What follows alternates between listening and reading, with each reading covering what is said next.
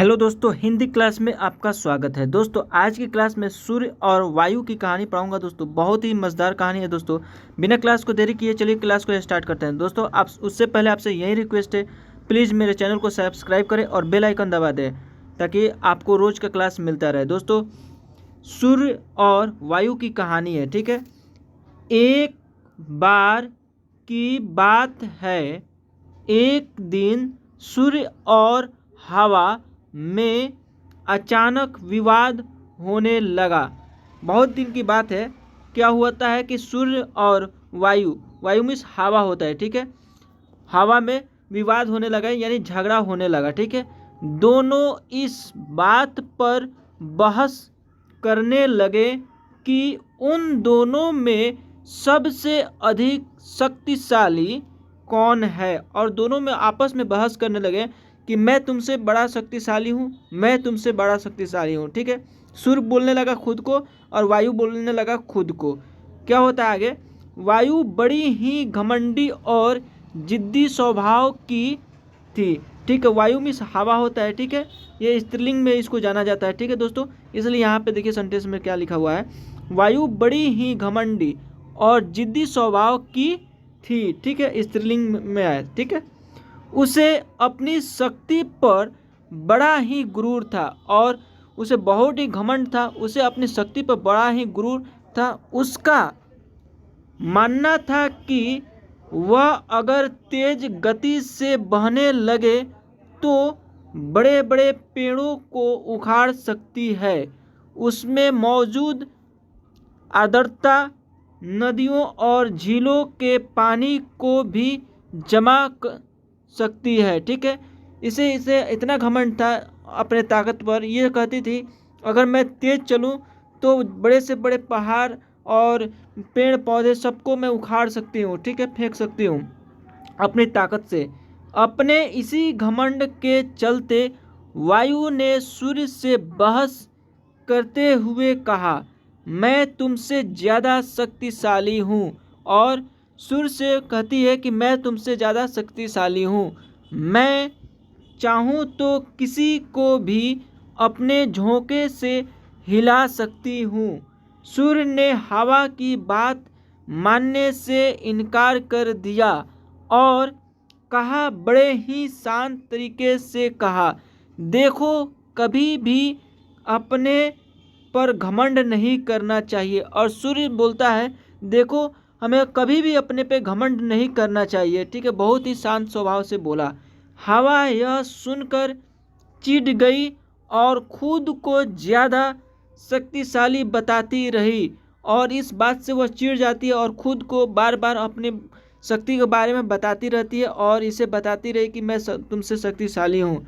इस पर दोनों आपस में बहस कर रहे थे कि उन्हें तभी रास्ते में एक आदमी दिखाई दिया। और ये दोनों आपस में बहस कर ही रहे थे, तभी एक आदमी रास्ते में दिखाई दिया। उस आदमी के कोट पहना हुआ था और वह आदमी है सो कोट पहना हुआ था। उसे देखकर सूर्य के मन में एक योजना आई, और सूर्य ने देखा उसको तो एक इसके मन में योजना आई। उसने हवा से कहा, जो भी इस आदमी को उसका कोट उतारने के लिए मजबूर कर देगा उसे ही अधिक शक्तिशाली माना जाएगा। और ये सूर्य ने क्या कहता है, एक योजना बनाता है और प्रस्ताव रखता है, सामने बात रखता है कि इस आदमी जो कोट पहना हुआ है, अगर तुम में से या हम में से जिसने भी मजबूर कर देगा यह कोट उतारने का, उसी को शक्तिशाली माना जाएगा।